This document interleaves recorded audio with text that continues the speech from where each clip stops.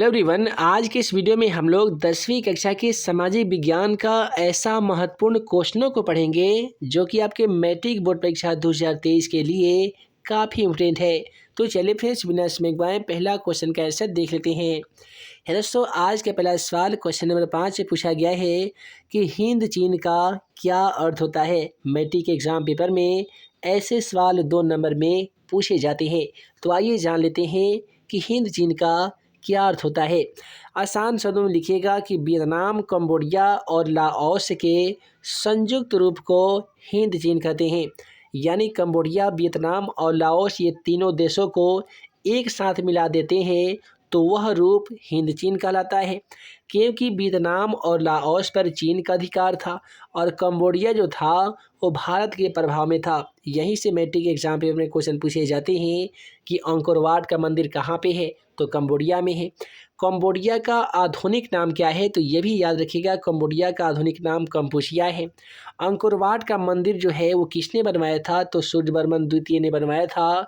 और Angkor Wat मंदिर में किस हिंदू देवता का पूजा की जाती है, तो विष्णु भगवान की पूजा की जाती है। अब अगला सवाल क्वेश्चन नंबर 6 को देखिए, कहता है कि लेनिन की नई आर्थिक नीति क्या थी। आसान शब्दों में लिखिएगा कि रूस की अर्थव्यवस्था को सुधारने के लिए सन 1921 ईस्वी में लेनिन के द्वारा नई आर्थिक नीति अपनाई गई थी। रूस की अर्थव्यवस्था काफ़ी ही चरम सीमा पर पहुंच गई थी। काफ़ी लोग बेरोजगारी के शिकार बन रहे थे, काफ़ी लोग भुखमरी का शिकार बनते जा रहे थे। तो ऐसे में रूस की अर्थव्यवस्था को सुधारने के लिए, रूस की अर्थव्यवस्था को मजबूत बनाने के लिए सन 1921 ईस्वी में लेनिन क्या किया कि नई आर्थिक नीति अपना लिया। अब देखिए, नई आर्थिक नीति में लोगों को कौन कौन से सुविधा मिली, तो इसके अनुसार लोगों को सीमित संपत्ति रखने की छूट दे दी गई। रेलवे एवं बैंकों का राष्ट्रीयकरण कर लिया गया। चर्च की संपत्ति जब्त कर ली गई। अब इससे क्या हुआ कि जिससे उद्योगों में वस्तुओं के उत्पादन में काफ़ी वृद्धि होने लगा, जिससे रूस की स्थिति काफ़ी ही ज़्यादा मजबूत हो गई। अतः हम कह सकते हैं कि नई आर्थिक नीति से रूस की जनता को काफ़ी ही ज़्यादा लाभ हुआ था। अब यहाँ से मैट्रिक एग्जाम पेपर में ऑब्जेक्टिव सवाल पूछे जाते हैं कि नई आर्थिक नीति कब लागू की गई थी, तो याद रखिएगा सन 1921 ईस्वी में नई आर्थिक नीति लागू की गई थी। अब देखिए, यहाँ पे सवाल इस प्रकार से आते हैं कि भारत में नई आर्थिक नीति कब लागू की गई थी। यदि रूस में पूछा जाएगा तो 1921 ईस्वी हो जाएगा, लेकिन भारत में पूछा जाएगा तो 1991 ईस्वी हो जाएगा। लेनिन की मृत्यु कब हो गई थी, तो 1923 या 24 में हुई थी। कमेंट सेक्शन में ज़रूर बताइएगा। अब चलिए अगला सवाल क्वेश्चन नंबर 7 की ओर देखते हैं। क्वेश्चन नंबर 7 कहता है, जिनेवा समझौता कब और किसके बीच हुआ था। आसान शब्द में लिखिएगा, जिनेवा समझौता सन 1954 ईस्वी में साम्यवादी और अमेरिका के बीच हुआ था, जिसके अनुसार वियतनाम को 2 भागों में बांट दिया गया था। उत्तरी वियतनाम, जहां साम्यवादियों की सरकार बनी थी, दूसरा था दक्षिण वियतनाम, जहां अमेरिकी सरकार बनी थी। अब देखिए, आसान शब्दों में कैसे याद रखिएगा, तो देखिए, जिनेवा जो समझौता है ना, सन 1954 ईस्वी में साम्यवादी एवं अमेरिका के बीच में हुआ था। यही है वो जिनेवा समझौता, जिसके अनुसार वियतनाम को 2 भागों में बांट दिया गया था। एक का नाम दिया गया उत्तरी वियतनाम, जहां पे साम्यवादियों की सरकार बना दी गई, और दूसरा का नाम पड़ा दक्षिण वियतनाम, जहां अमेरिकी समर्थित पूंजीपतियों की सरकार बना दी गई थी। अब अगला सवाल काफ़ी ही ज़्यादा मज़ेदार है और मैट्रिक एग्जाम पेपर के दृष्टिकोण से ये सवाल काफ़ी ही ज़्यादा इम्पोर्टेंट है। कहता है कि हो ची मिन्ह मार्ग क्या है। देखिए, हो ची मिन्ह मार्ग एक प्रकार का भूल भुलैया है। आशा करते हैं कि आज सभी लखनऊ का भूल भुलैया को जरूर घूमे होंगे, है ना जी। द हो ची मिन्ह मार्ग एक प्रकार का भूल भुलैया था। इसमें क्या होता था कि जो लाओस, कंबोडिया से होते हुए दक्षिण वियतनाम तक जाता था। इसमें अनेक प्रकार की कच्ची पक्की सड़कें आकर मिलती थी। अमेरिका बार बार इसे नष्ट कर देता था, किंतु वियतनामी तुरंत इसकी मरम्मत कर लेते थे। इस प्रकार अमेरिका को 3 तरफा युद्ध में फंसकर वापस लौटना पड़ा था। एक बार फिर से सुनिए, हो ची मिन्ह मार्ग एक प्रकार का भूल-भुलैया था जो कंबोडिया, वियतनाम से होते हुए लाओस तक जाता था। इसमें अनेक प्रकार की कच्ची-पक्की सड़कें आकर मिलती थी। अमेरिका इसे बार-बार नष्ट कर देता था, लेकिन वियतनामी इतने परिश्रमी थे, इतने ज़्यादा टेक्नोलॉजी के जानकार थे कि रातों-रात उसकी तुरंत मरम्मत कर लेते थे। इस प्रकार अमेरिका को यही एक ऐसा भूल-भुलैया घर था जिसमें अमेरिका को तीन तरफ़ा युद्ध में फँसकर पुनः वापस लौटना पड़ा था। अब अगला सवाल क्वेश्चन नंबर 9 हमारा कहता है कि चंपारण सत्याग्रह का संक्षिप्त विवरण दीजिए। आसान शब्द में बताइएगा कि चंपारण सत्याग्रह आंदोलन नील उत्पादक किसानों की दयनीय स्थिति से संबंधित है।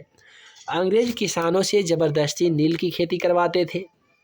दूसरी ओर बागान मालिक ने लगान में काफ़ी वृद्धि कर दिया था, जिससे किसान काफ़ी परेशान थे। अतः गांधी जी के अनुरोध पर गांधी जी ने 1987 में चंपारण सत्याग्रह आंदोलन की शुरुआत की, जिससे ब्रिटिश सरकार को झुकना पड़ा था। अब आसान शब्दों में कैसे याद कीजिएगा, आसान शब्दों में जान लीजिए।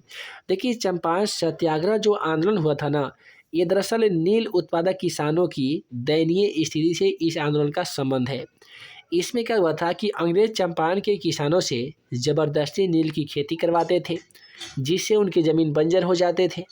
दूसरी ओर बागान मालिक ने लगान में काफ़ी ही ज़्यादा वृद्धि कर दिया था, जिससे किसान काफ़ी परेशान थे। अतः राजकुमार शुक्ल के अनुरोध पर महात्मा गांधी चंपारण आए थे और चंपारण आकर उन्होंने चंपारण सत्याग्रह आंदोलन की शुरुआत सन 1917 ईस्वी में किए थे। यही वो आंदोलन था जिसमें जो भारतीय राष्ट्रीय का पहला आंदोलन कहलाया गया, जिसका नेतृत्व महात्मा गांधी ने किया था। यही वो आंदोलन था जिसे ब्रिटिश सरकार को झुकना पड़ा और चंपारण के तमाम किसानों की जो दयनीय स्थिति हो गई थी, उनकी स्थितियों का समाधान हो गया था। अब अगला सवाल क्वेश्चन नंबर 10 की ओर बढ़ते हैं। दोस्तों, क्वेश्चन नंबर 10 कहता है कि राजनीतिक दलों के कार्य बताइए। आसान शब्दों में लिखिएगा कि राजनीतिक दलों के प्रमुख कार्य निम्नलिखित है। रोमन नंबर 1 में लिखिएगा चुनाव में भाग लेना। देखिए, राजनीतिक दल का जो पहला काम होता है वह है चुनाव में भाग लेना, बहुमत प्राप्त कर सत्ता का संचालन करना। जो भी राजनीतिक दल चुनाव में भाग लेता है तो सब पार्टी से ज़्यादा यानी अत्यधिक बहुमत प्राप्त करके सत्ता का संचालन करता है। उसके बाद में रोमन नंबर 3 में लिखिएगा कि लोकमत का निर्माण करना, लोक कल्याणकारी योजना बनाना और इसे क्रियान्वित करना। राजनीतिक दल जब बहुमत प्राप्त करता है तो सरकार का संचालन करता है, उसके साथ ही लोगों के लिए अनेक प्रकार की योजना बनाता है और उसे क्रियान्वित भी करता है। राजनीतिक दल सरकार पर दबाव बनाए रखती है। ये ही काफ़ी ज़्यादा इम्पोर्टेंट है कि राजनीतिक दल का जो सबसे मज़ेदार जो काम देखने को मिलता है वो जनता की मांगों की पूर्ति के लिए आंदोलन भी करती है और सरकार को तानाशाह बनने से भी रोकती है। अब यहाँ पे एक और सवाल राजनीतिक विज्ञान से लिया गया है और कहता है कि राजनीतिक दल को लोकतंत्र का प्राण कहते हैं, आखिर क्यों? तो दोस्तों, आसान शब्दों में बता दीजिएगा कि यह सनातन सत्य है कि राजनीतिक दल को ही लोकतंत्र का प्राण कहा जाता है। यानी यह सनातन सत्य है, इसमें कोई भी शक की बात नहीं है कि राजनीतिक दल को ही लोकतंत्र का प्राण कहा जाता है, क्योंकि राजनीतिक दल ही चुनाव में अपना उम्मीदवार खड़ा करते हैं और बहुमत प्राप्त कर सत्ता का संचालन करते हैं। जिस दल को स्पष्ट बहुमत प्राप्त नहीं होता है वह विरोधी दल की भूमिका निभाता है। राजनीतिक दल ही जनता की समस्याओं को सरकार के समक्ष रखती है और साथ ही जनता की मांगों की पूर्ति के लिए आंदोलन का भी सहारा लेती है। राजनीतिक दल लोक कल्याणकारी योजना बनाती है और उसे क्रियान्वित भी करती है। इस प्रकार राजनीतिक दल जनता और सरकार के बीच में कड़ी का काम करती है। अब आसान शब्द में जानिए कि यह सनातन सत्य है कि राजनीतिक दल को लोकतंत्र का प्राण कहा जाता है, क्योंकि राजनीतिक दल ही चुनाव में अपना उम्मीदवार खड़ा करते हैं और वो जो उम्मीदवार होता है ना, बहुमत प्राप्त कर लेता है और सत्ता का संचालन कर लेता है।